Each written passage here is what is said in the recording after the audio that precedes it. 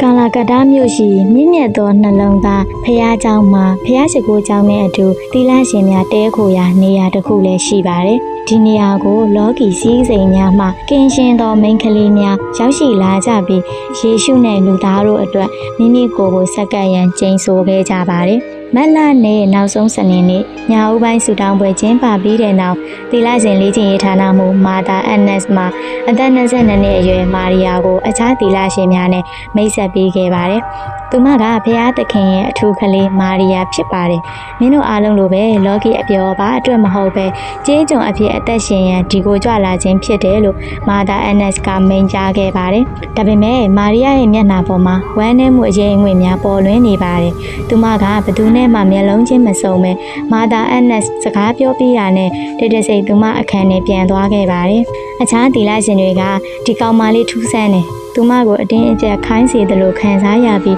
သူမမျက်လုံးထဲမှာတခုခုရှိနေတယ်လို့လည်းခံစားမိခဲ့ကြပါတယ်။နောက်တစ်နေ့နက်နက်ဆူတောင်းချိန်မှာတော့သီလရှင်ရူမာကမာရီယာရဲ့နောက်မှာရက်နေရင်သူမဆူတောင်းရန်ရှောင်ရှားနေတာကိုသတိထားမိသွားပါတယ်။ရူမာနီးကပ်သွားတဲ့အခါမှာတော့မာရီယာကမရေရာတဲ့စကားများကိုတူရွတ်ဆိုနေပါတယ်။လူနှစ်ယောက်ရဲ့အတန်တပြိုင်နက်ထွက်ပေါ်နေတယ်လို့ခံစားရပြီးရူမာဟာကြက်သိမ်းများထသွားခဲ့ပါတယ်။ဒီကောင်မလေးနဲ့ပတ်သက်ပြီးထူးခြားတာတခုခုရှိနေတယ်လို့လည်းထင်နေမိပါတယ်။ညဘက်မှာတော့ရူမာရဲ့စူဇန်စိတ်ကသူမကိုမာရီယာရဲ့အခန်းစီခေါ်ဆောင်သွားခဲ့ပါတယ်။တကားပေါက်ကနေချောင်းကြီးလိုက်တဲ့အခါမျက်စိရှိမှမြင်ရတဲ့အရာကသူမကိုထိတ်လန့်သွားစေခဲ့ပါတယ်။မာရီယာကကလေးထိုင်ပေါ်မှာထိုင်းနေတယ်။ဒါပေမဲ့သူမရဲ့ခန္ဓာကိုယ်ကပုံမှန်မဟုတ်ပါဘူး။လေပင်ကတစ်ဖက်ကိုလှည့်ထားပြီးခြေလက်တွေကစမ်းကြဲစွာကွေးကောက်နေပါတယ်။ရုတ်တရက်သူမကလှည့်လာပြီးရူမာကိုကြည့်လိုက်တဲ့အခါမှာတော့ရူမာအော်ဟစ်ချင်သွားပါတယ်။အိုဖျားသခင်သူမရဲ့မျက်လုံးတွေကအမဲအောင်ဆက်တွေနဲ့ဖုံးလွှမ်းနေပြီး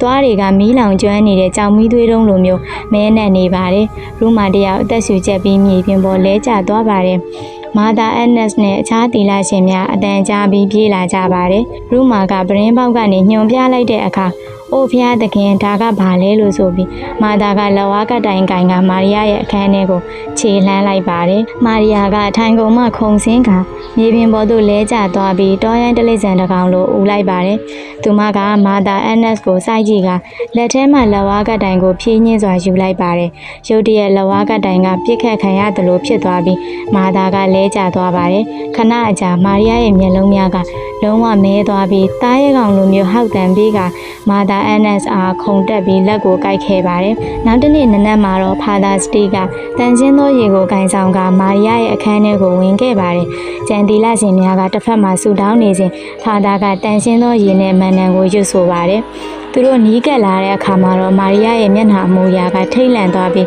တောင်းတနေရာကိုကျုံသွားပါတယ်။သူမကဆူတောင်းတန်ကိုမကြားချင်တာကြောင့်နားကိုလက်နှစ်ဖက်နဲ့အုပ်ထားခဲ့ပါတယ်။ရုတ်တရက်အော်ဟစ်ပြီးမြေပြင်ပေါ်ကိုလဲကျသွားပါတယ်။ဘာသာကသူမပေါ်ကိုတန်ရှင်းသောရေနဲ့ဖြန်းချလိုက်ပါတယ်။အဲ့ဒီရေကမာရီယာရဲ့အသားကိုထိတဲ့အခါမှာတော့အရေးကြီးမှုတွေထလာပြီးအက်ဆစ်နဲ့ဖြန်းတယ်လို့မီးလောင်နေတယ်လို့ခံစားနေရပါတယ်။မာရီယာသတိပြန်ရလာတဲ့အခါနာကျင်စွာငိုးနေခဲ့ပါတယ်။သူမကအလွန်အားနည်းနေပြီးမတ်တက်တောင်မရနိုင်တော့ပါဘူး။နောက်နေ့ရက်အထိမာရီယာကဘာမှမစားမတောက်ပဲထိုင်နေခဲ့ပါတယ်။ဒါပေမဲ့နောက်တစ်နေ့မှာတော့ရေတောင်းတောက်ခဲ့ပြီးပုံမှန်အတိုင်းပြန်ဖြစ်လာတဲ့အောင်ထင်ရပါတယ်။ဒါပေမဲ့သူမရဲ့စားသောက်မှုပုံစံကတော့ပြောင်းလဲသွားပါတယ်။စားပြီးတဲ့အခါမာရီယာကထူးဆန်းတဲ့ပုံစံနဲ့ကြည့်ရှုလာပြီးထူးဆန်းတဲ့စကားတွေကိုလည်းတူတူပြောဆိုနေပါတယ်။မာသာအန်နက်စ်နဲ့ဖာသာစတီတို့ကမာရီယာကိုကင်တွယ်နိုင်စွမ်းမရှိတော့ကြောင်းနားလည်ခဲ့ပြီးတဲ့နောက်ဖာသာအန်မော့ထံအနှံခဲ့ပါတယ်။၃ရက်အကြာတောက်ကြနေ့မှာတော့ဖာသာအန်မော့ရောက်ရှိလာပြီးညနေချိန်မှာနတ်ဆိုးနေပွဲစတင်ခဲ့ပါတယ်။မာရီယာကိုထိုင်ကုန်ပေါ်မှာကျိုးနဲ့ချီထားပြီးလက်ဝါးကတိုင်များဖျောင်းတိုင်မီများနဲ့ဝန်းရံထားခဲ့ပါတယ်။ဖာသာကတန်ရှင်းသောရေကိုဖြန်းချပြီးမန်နန်ရွတ်ဆိုပါတယ်။မာရီယာရဲ့မျက်လုံးများအမဲနဲ့သွားပြီးသူမရဲ့မျက်နှာပေါ်မှာရုပ်မာတဲ့အပြုံးတစ်ခုပေါ်လာခဲ့ပါတယ်။ဖာသာကမန်နန်ကိုဆက်လက်ရွတ်ဆိုနေစဉ်မှာပဲမာရီယာဒေါသတွေထွက်လာပါတယ်။ရုတ်တရက်မာရီယာကကျဲလောင်စွာအော်ဟစ်လိုက်ပြီးတော့ဖျောင်းနိုင်မီများအားလုံးတပြိုင်နက်ငြိမ်းသွားကြပါတယ်။မာရီယာနဲ့လက်ဝါးကတိုင်ကြရှိမြေပြင်ဟာကွဲအပ်သွားပါတယ်။ရုတ်တရက်သူမရဲ့ခန္ဓာကိုယ်ကတောင်တင်းသွားပြီးမျက်လုံးများလုံးဝမဲသွားကမာသာအန်နက်စ်ရဲ့မျက်လုံးများလည်းအတူတူပဲမဲသွားခဲ့ပါတယ်။မာရီယာရဲ့ခန္ဓာကိုယ်ရဲ့ကမှန်းဆမရနိုင်တဲ့အတန်တန်ကအမှန်တရားကိုဖော်ထုတ်ပြောဆိုလာပါတယ်။ လွန်ခဲ့တဲ့တစ်နှစ်ကသူမကတီလရှင်မဖြစ်ချင်ခဲ့ပါဘူးအိမ်အောင်ပြုတ်ပြီးဘဝကိုပျော်ပျော်ရွှင်ရွှင်ဖြတ်သန်းခြင်းခဲ့တာပါသူမဟာဖာသာနေဆိုတဲ့ငယ်ရွယ်တဲ့ဖုံးတော်ကြီးနဲ့ဆက်ဆံရေးရှိခဲ့ပြီးကိုဝန်ရှိလာခဲ့ပါတယ်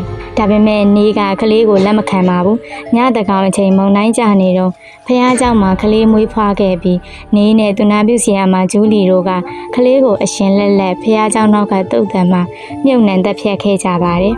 ဒီဖြစ်ပျက်ကြောင့်မာရီယာရဲ့စိတ်ဟာပျက်စီးသွားခဲ့ပြီးတည်ဆုံးသွားတဲ့ကလေးရဲ့ဝိညာဉ်နဲ့အခြားဆိုးရုပ်တဲ့စွမ်းအားတွေကသူမရဲ့ခန္ဓာကိုယ်ကိုဝင်ရောက်ဆွဲလန်းခဲ့တာဖြစ်ပါတယ်။မာရီယာကငိုယိုးကအော်ဟစ်ခဲ့ပေမဲ့အဲ့ဒီအချိန်မှာတော့ဘာမှမလုပ်နိုင်ခဲ့ပါဘူး။ဖာသာနေကလူတိုင်းရဲ့အမြင်မှာသူတော်စင်တဦးဖြစ်နေစေဖြစ်ပြီးမာရီယာမှာတက်တဲ့အထောက်အထားလည်းမရှိတာမို့ဘယ်သူမှမယုံကြည်ကြပါဘူး။ဒါပေမဲ့သူမရဲ့ကလေးတည်ဆုံးမှုအတွက်ကိုအပြစ်တင်မှုကသူမရဲ့အတွင်းစိတ်ကိုလှိုက်စားသွားခဲ့ပါတယ်။တည်ဆုံးသွားတဲ့ကလေးရဲ့ဝိညာဉ်ကညအချိန်မှာတုတ်တန်မှလာကနတ်ဆိုးများကသူမအားတိုက်ခိုက်ခဲ့ပြီးထိုဝိညာဉ်ကမာရီယာကလေးရဲ့စိတ်ထဲလည်းပါဝင်နေပြီးတော့အခုအချိန်မှာတော့လက်စားချေခြင်းနေပါတယ်။နေကိုခေါ်ပါမဟုတ်ရင်မာရီယာတည်သွားလိမ့်မယ်ဆိုပြီးအတွင်းမှာအတန်တန်ကြားရပါတယ်။ဖာသာကအချက်ပြလိုက်တဲ့နောက်ဖာသာနေကိုရောက်ရှိလာပါတယ်။မာရီယာကနေကိုတွေ့တဲ့အခါထိတ်လန့်သွားပြီးကြဲလောင်စွာရီမောခဲ့ပါတယ်။နေကကြောက်လန့်တကြားနဲ့မာသာအန်နက်အနာကိုရောက်ရှိလာက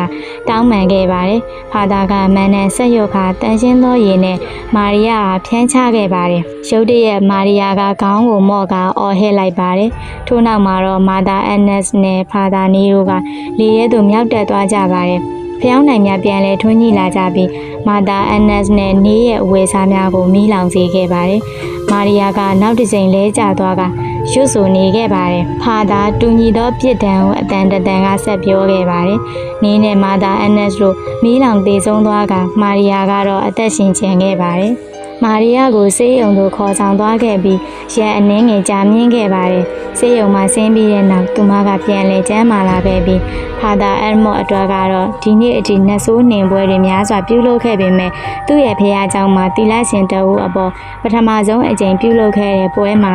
အသက်နှစ်ခုဆုံးရှုံးခဲ့ရလို့သူ့အတွက်အိမ်မက်ဆိုးတစ်ခုအဖြစ်ကြံရစ်ခဲ့ပါတယ်။မြို့ရဲ့ဖခင်ကြောင့်နဲ့မြင့်မြတ်သောနှလုံးသားတီလာရှင်အဆောက်အအုံဟာဒီဖြစ်ရဖြစ်ပြီးနောက်ပိတ်သိမ်းခဲ့ရပါတယ်။ဒီဇလန်းကိုတော့လူအများစုကမသိကြတော့ပါဘူး။ဒါပေမဲ့ဘရုမာတို့လိုဒီမှာရှိခဲ့ဘူးတဲ့သူတွေအတွက်ကတော့ဒီအရာဟာဘယ်တော့မှမေ့ပြောင်မရနိုင်တဲ့ထိတ်လန့်မွယ်အတွေ့အကြုံတစ်ခုအဖြစ်ကြံရစ်ခဲ့ပါတယ်။အဆုံးထိကြည့်ရှုပေးကြတဲ့တယောက်ချင်းစီတိုင်းကျေးဇူးတင်ပါတယ်ရှင်။ Like and Subscribe လေးလုပ်ပေးသွားဖို့